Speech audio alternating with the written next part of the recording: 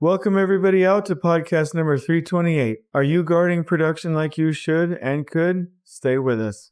This is the Elevate Construction Podcast, delivering remarkable content for workers, leaders, and companies in construction wanting to take their next step. Get ready to step out of your comfort zone with Jason Schroeder as he encourages you to do better, live a remarkable life, and expect more. Let's go. Welcome everybody. I hope you're doing well. I hope you had a good July 3rd, 4th, and 5th. And I hope, really that you're ready to go back to work, that you're excited to have a good weekend off, but also that you're excited to, come back and work in a fulfilling and wonderful career wherever you are. And I wish you the best of luck. So yesterday I took the kids out to the lake. So it was a 3-day weekend for us and for me. And we had a great time. There was some overcast. We found some beautiful areas. We just jammed out and had a great time.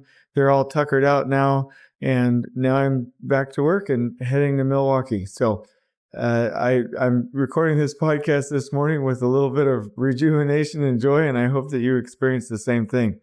So there was one thing that came to my mind this week. Oh, real quick. So we're going to talk about a superintendent's standing orders. Meaning, what does a superintendent have to do and enforce in the behaviors that she or he has to follow in order to make sure that we can continue to protect production and to control the project side with the wisdom and the planning of the team. And so that's what we're going to talk about today. But first, I want to talk about white knuckling versus changing our circumstances. So it's come very apparent to me through doing some research on the human mind that we have an exhaustible, and we do not have an inexhaustible supply of self-discipline. Meaning that so let me just tell you about a study. They took, and I think I'm going to remember this right, but they had lines of people. One line, remember a certain series of 8 numbers. The other line, they didn't. And they would go through this little, maze type thing. And at the end of it, there was a big table of donuts and treats and, all kinds of goodies. And for some reason, I can't remember exactly why, but for some reason, these folks had already decided to not, partake of goodies and things like that. But at the end of that, the line that had to remember the 8 numbers was so much more likely statistically to partake of the goodies than the other lines.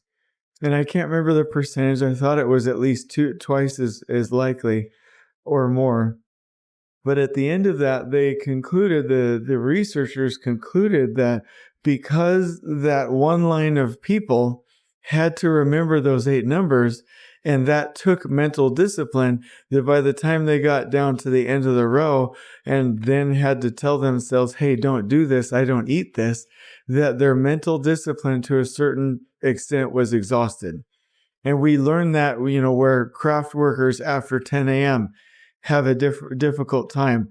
Project managers and superintendents in the afternoons, they have a difficult time with mental discipline. Judges who are attempting to be fair and impartial in the court of law after lunch at the end of the day, especially when not being able to eat lunch, are 3 times as likely to convict criminals.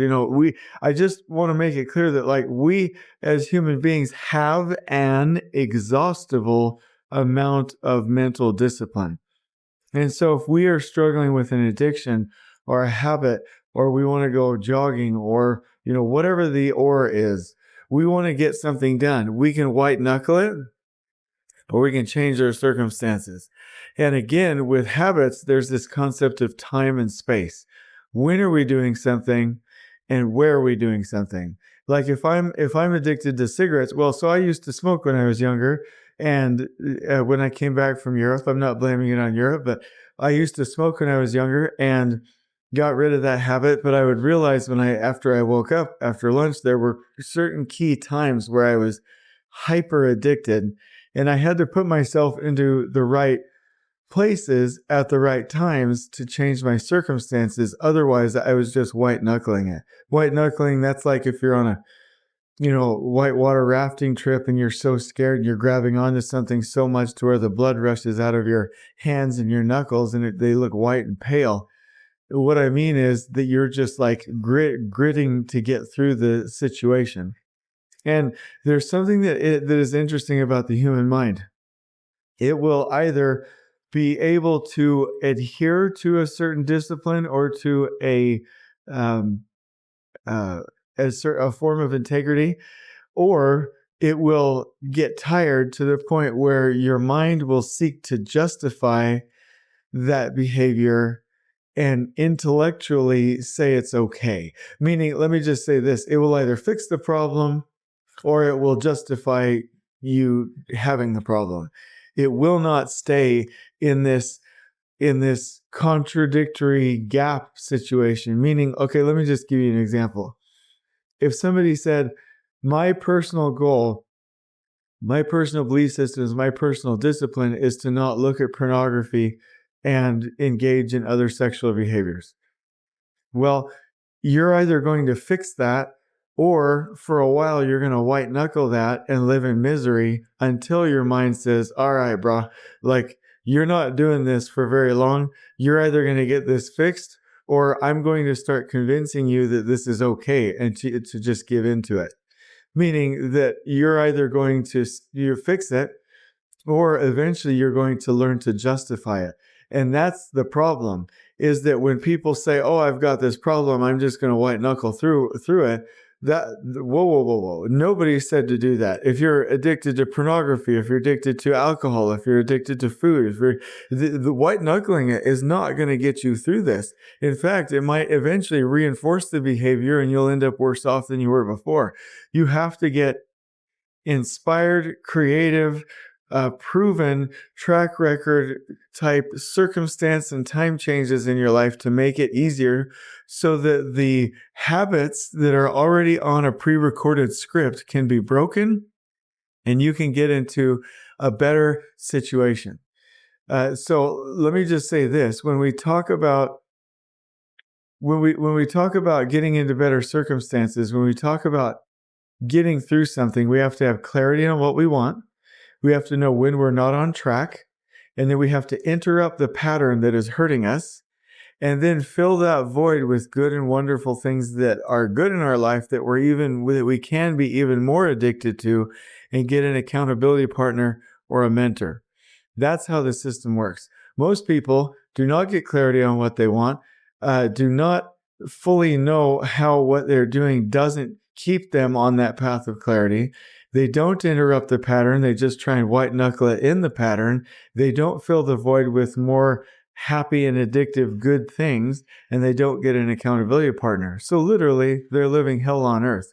So my message this morning, just real quick in this brief intro and this welcome, is that if you want to change something, if you want to be on a better path, then you really, really, really have to flip the script, break the pattern, and you have to find circumstances that support you. For instance, if you were addicted to smoking like I was and you want to change your circumstances, what are you going to do when you wake up or after meals that will break that script and get you doing something good? Do you want to take a little jog? Do you want to listen to or watch a little YouTube video? Do you want to go say hi to a friend? Do you want to call your spouse? What do you want to do? Instead of being at the right space and time that will reinforce the addiction.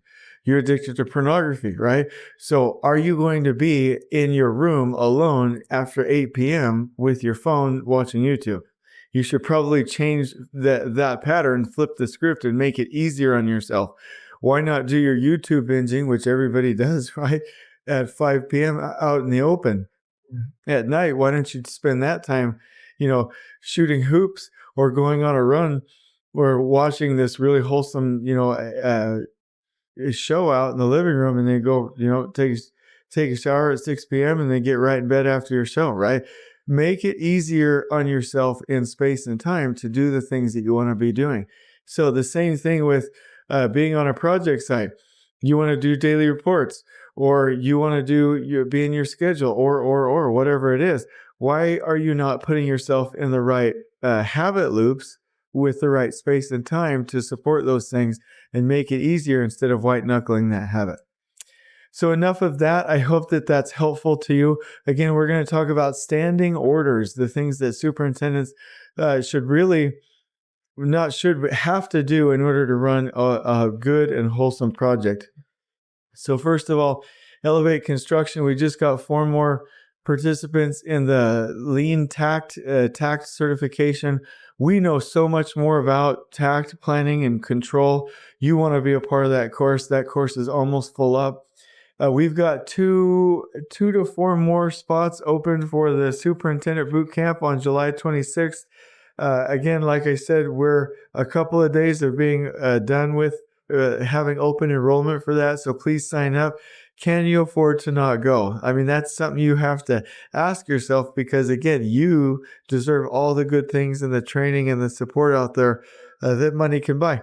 You know, I'm doing a Tony Robbins Business Mastery course this weekend with my wife. The second installment cost me $15,000. I don't have $15,000 right now that I should be spending.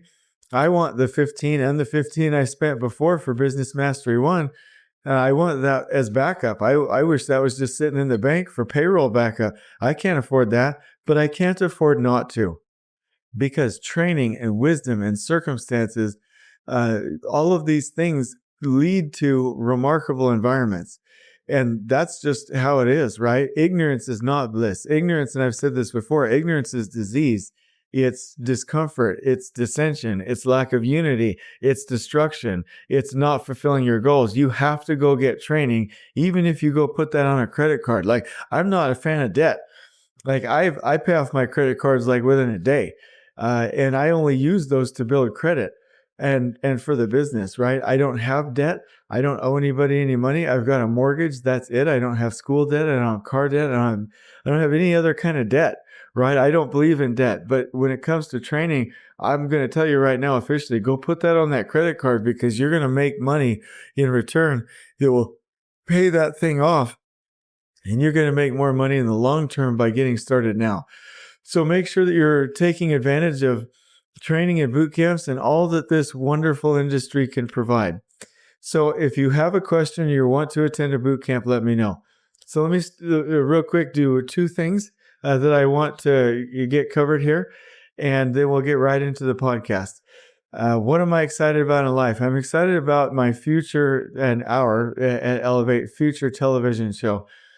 I don't know how I'm going to get this done yet, but we're going to have a show one day that will showcase the wonderful things throughout the industry in an interesting show format that's happening in construction. And so right now, actually, if you have a project that you want to showcase where you're taking care of craft workers or you're doing great things with lean or it's operationally stable, give me a call. I'll fly in, I'll record, and we'll do a special, and we'll put that out on YouTube for people and get some wholesome information out there, and we'll spread that like wildfire. So one day we're going to have a show, whether we're doing project recovery or we're just showcasing great things on the project. It's going to be super fun. You'll want to watch that, even more than some of the shows that they have on TV. And there's some good ones, when they recover restaurants or when they do an episode talking about hoarders or where business analysts come in and help. Like, let's do that for the industry. Let's get that show going. If you have a project where you want to do that, give me a call. Let's do it. All right. So here's some fan feedback. Essential for those in the field and in the office. This is feedback for the Elevated Construction Superintendent's book. This is not just for superintendents. Having worked in construction on the design and owner side of things, I still found the wisdom and practices described very valuable. I like how Jason frames that the heart of the problem he is trying to solve is giving those in construction more time with their families, less stress, better physical and mental health.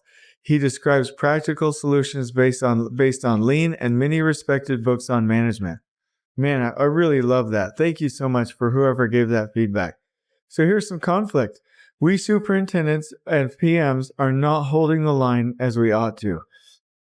There's a scene in Gladiator that I really love, and Russell Crowe is in it, where they're attacking the German tribes in Germania, and Russell Crowe gets with his cavalry, and on the other side of the Germans, that hurts my heart because those are my ancestors. But anyway, the Romans on the other side dispatch infantry and start to let their archers, rain down on the Germans.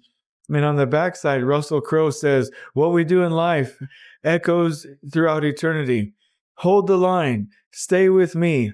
And then he goes on to a speech where he says, "If you find yourself riding through fields with sun on your face, do not be troubled. You're in Elysium and you're already dead." So then they start down. And again, he says, "Hold the line, stay with me." And the whole time he's saying, "Hold the line, stay with me." And what he wants is everybody to stay together in a line together in a holding pattern so that they don't get hit by their archers and so that they'll meet the Germans perfectly on the front and on the back and be able to destroy the enemy. And that is my message. So when we're on the construction project, if we want to run our schedule really well, we will use Takt planning, and it really only works when we follow a rhythm, when it's easily shown on a single page, when we can see all three types of flow, when we bring materials just in time according to the right material inventory buffers, when we hold the start and end dates, when we prefabricate as much as we can, when we remove roadblocks as our first priority, and control geographical areas together as a team, when we focus on the throughput of the system, not on individual separate and siloed efficiencies, when we optimize bottlenecks, when we finish work as we go, limit work in process, when we focus on quality at the source, and when we reduce variation throughout the system. And that's how we run a good schedule. But none of that matters if we can't get superintendents on board with these following concepts. So this is the standard work that I want to tell everybody about and encourage. So if Takt planning is a part of your project, you will be wildly successful if you also have Takt control. In order to control, the superintendent must follow these principles. So first, from a planning and scheduling and control standpoint, the superintendent must use the Takt plan to plan, execute, and adjust work. Have that in her or his hand daily. And then when problems arise, don't just make decisions willy-nilly. Take it back or right there on your iPad, like real time in the field. Simulate what that change does to all three types of flow: workflow, trade flow, and logistical flow. So that superintendent has to use Takt planning and Takt control to plan and execute work and to adjust work when problems arise. The other thing is she or he has to hold the schedule start and end dates to reduce variation in materials, manpower, equipment, and variation. Do not move trades sooner at random. What I mean by that is if Takt wagon number A finishes in 3 days instead of 5, don't move Takt wagon number, did I say 2 or B? Sometimes my wife is like, okay, so number 1 or first, ... and then B, and then I tease her a little bit. Okay, so I don't know what number I was using there, but if the second Takt wagon is scheduled for the next Monday, don't you superintendents go randomly move that early on Thursday. When you do, you ripple variation through the plans of everyone on site, and it slows down the team and burdens everybody. You can't do that. You have to hold the start dates and you have to hold the end dates so that you can hold later start dates so that we can keep a consistent rhythm. So a good superintendent will use the Takt schedule for the 6-week, 3-week, and weekly work planning schedules. The superintendent should be proficient in understanding and reducing the 8 wastes and being able to see the 8 wastes and know that overproduction and excess inventory are the mothers and fathers of wastes, and also be able to see unevenness and overburden. That superintendent must run a clean site. In fact, just to be bold one more time, and I love me some supers, that's what my mission is to help them. But if a superintendent can't run a clean site, they can't do anything else. And if that superintendent can't run an organized site, they can't do anything else. And if that superintendent can't be organized and clean, they can't be safe. It's just that's how the formula works. Cleanliness plus organization equals safety, and a superintendent has to do that, or he or she cannot do anything else. And they need training. They need help. We need to love them. We need to send them somewhere to get help so that they can run a clean site, because that's where it all starts. The superintendent must also run effective foreman and worker huddles. That is so that they can scale the information from the scheduling systems in a flow. And the superintendent must share openly problems he or she faces with the company and be able to scale and widen the circle with problems and get help. Now, for the team and the system to make money, the superintendent must do the following to follow the production laws. The superintendent must plan areas in small batch sizes. The superintendent must limit work in process and not just push everything to get done now. The superintendent must finish work as she or he goes and close work down, also to limit work in process. The superintendent must reduce variation by holding the dates and keeping work consistent. And the superintendent must see and prevent roadblocks in that system as his or her main priority. And lastly, the superintendent must always attempt to optimize bottlenecks and get flow happening on the project site. So if someone asked us to write in this podcast or elsewhere the antithesis of the industry normal superintendent behavior, we would have come up with basically something similar to what we just mentioned. Literally, no one develops as a superintendent believing the principles we just mentioned, but the principles are true nonetheless.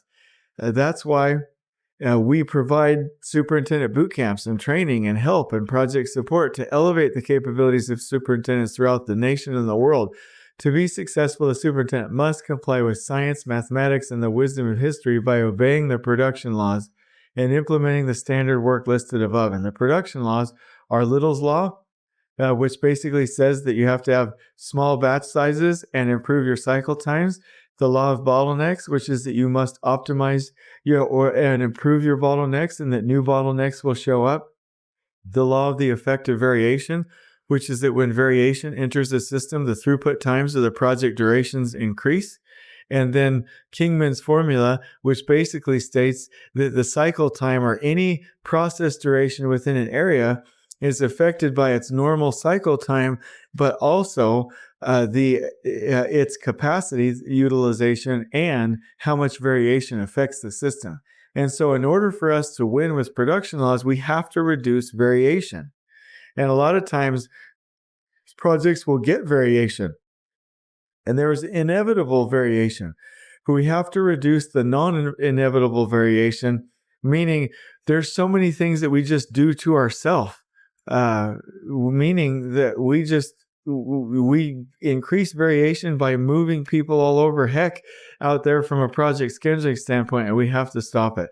So the current condition is we are adding variation and bottlenecks and reducing the effectiveness of our cycle times and taking longer because we have too large of batch sizes when we don't need to. There's enough variation in construction without us needing that.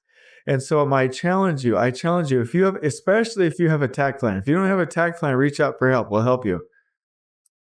But if you have a Takt plan, keep those batch sizes small, limit work in process, finish as you go, hold the start dates. Don't move those dates around at random without the team. See and prevent roadblocks as your number one priority, and always attempt to optimize your bottlenecks. I mean, that's our challenge. And if you do that, you will win. I always cringe just a little bit. If we develop as a project team with a project team a Takt plan, the last 5% of getting that done to where the team will make money and win is the superintendent following those disciplines. And so I hope this has been helpful. I hope you've enjoyed this podcast. On we go. Please join us next time in elevating the entire construction experience for workers, leaders, and companies coast to coast.